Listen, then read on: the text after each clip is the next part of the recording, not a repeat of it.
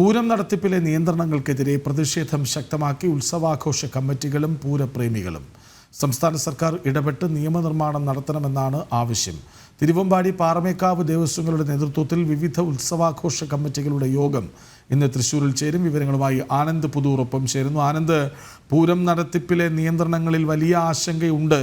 ഉത്സവാഘോഷ കമ്മിറ്റികൾക്ക്, ദേവസ്വങ്ങൾക്ക്, പൂരപ്രേമികൾക്ക് രാജ്യത്തിൻ്റെ വിവിധ ഭാഗങ്ങളിൽ നിന്ന് പൂരം കാണാൻ ഒഴുകിയെത്താൻ കാത്തിരിക്കുന്നവർക്ക് അല്ലേ?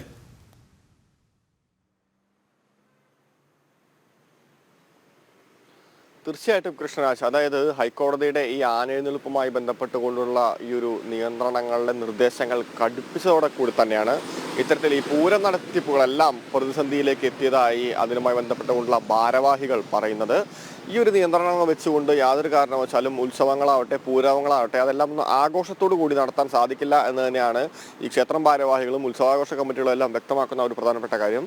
പ്രത്യേകിച്ച് ഈ ആനകൾ തമ്മിലുള്ള അകലം 3 മീറ്റർ, അതുപോലെ തന്നെ ആനകൾക്ക് കൊടുക്കേണ്ട വിശ്രമത്തിൻ്റെ സമയം, ഈ ആനകളെ ഒരു ദിവസം യാത്ര ചെയ്യിക്കുന്നതിനുള്ള നിയന്ത്രണങ്ങൾ, ഇതെല്ലാം എടുത്ത് പരിഗണിക്കുമ്പോൾ ഏതാണ്ട് 240ഓളം നാട്ടാനകളാണ് കേരളത്തിൽ ആകെയുള്ളത്. പക്ഷേ ഈ നാട്ടാനകൾ വെച്ചുകൊണ്ട് ഇത്തരത്തിലുള്ള നിരവധി പൂരങ്ങൾ, പ്രത്യേകിച്ച് തൃശ്ശൂർ ജില്ലയിൽ മാത്രം ഏതാണ്ട് 1000-ലധികം ഉത്സവങ്ങളാണ് രജിസ്റ്റർ ചെയ്തിട്ടുള്ളത്, തൃശ്ശൂർ ജില്ലയിൽ മാത്രം.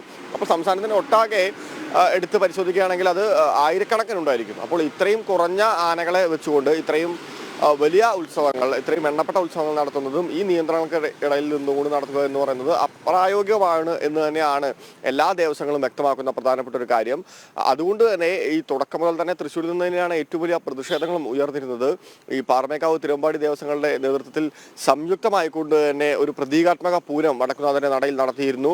മാത്രമല്ല അന്ന് ആ ഒരു സംഭവത്തിൽ പൂരപ്രേമികളും ഭക്തജനങ്ങളും അതുമായി ബന്ധപ്പെട്ടുകൊണ്ടുള്ള ആഘോഷ കമ്മിറ്റികളും ഈ ആനയുടമ സംഘങ്ങളും എല്ലാം അതിൽ ഉണ്ടായിരുന്നു.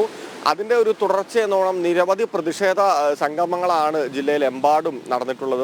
തീർച്ചയായിട്ടും അപ്പോൾ ഇത്തരത്തിലൊരു നിയന്ത്രണങ്ങൾ വന്നത് മുതൽക്ക് തന്നെ തൃശ്ശൂർ ജില്ലയെ സംബന്ധിച്ചിടത്തോളം ആഘോഷങ്ങളുടെയും അത്തരത്തിലുള്ള വേലകളുടെയും ഉത്സവങ്ങളുടെയും ഒരു പ്രധാന കേന്ദ്രമാണ് കേരളത്തിലെ. അപ്പോൾ അതിൻ്റെ ഭാഗമായി തന്നെയുള്ള പ്രതിഷേധങ്ങൾ വ്യാപകമായി തന്നെ നടത്തിയിരുന്നു. പ്രത്യേകിച്ച് ഞാൻ നേരത്തെ സൂചിപ്പിച്ച പോലെ തന്നെ ഈ തിരുവമ്പാടി പാറമേക്കാവ് ദേവസ്വങ്ങൾ സംയുക്തമായിക്കൊണ്ട് ഒരു പ്രതീകാത്മക പൂരം തന്നെ വടക്കുന്നാഥ ക്ഷേത്രത്തിന്റെ മൈതാനിയിൽ നടത്തിക്കൊണ്ടായിരുന്നു ഇതിന്റെ ആദ്യഘട്ട പ്രതിഷേധങ്ങൾ ആരംഭിച്ചത്. അവിടുന്ന് അങ്ങോട്ട് ചെറുതും വലുതും ആയിട്ടുള്ള നിരവധി പൂരാഘോഷ കമ്മിറ്റികളും ക്ഷേത്ര കമ്മിറ്റികളും നിരവധി ദേവസ്വങ്ങളും എല്ലാം ഈ ഒരു വിഷയത്തിൽ ഇടപെടണം, അതായത് സർക്കാർ ഇടപെടണം എന്ന് ആവശ്യപ്പെട്ടുകൊണ്ട് തന്നെ പരസ്യമായിട്ടുള്ള പലതരത്തിലുള്ള പ്രതിഷേധങ്ങൾക്ക് വഴിയൊരുക്കിയിരുന്നു. കഴിഞ്ഞ ദിവസം ഉത്രാളിക്കാവ് പൂരത്തിന്റെ ക്ഷേത്ര സമിതി, അതായത് ഉത്രാളിക്കാവ് പൂരത്തെ കുറിച്ച് നമ്മൾ പറയുകയാണെങ്കിൽ കേരളത്തിലെ ഏറ്റവും പ്രധാനപ്പെട്ട പ്രസക്തമായിട്ടുള്ള ഒരു പൂരം തന്നെയാണ്.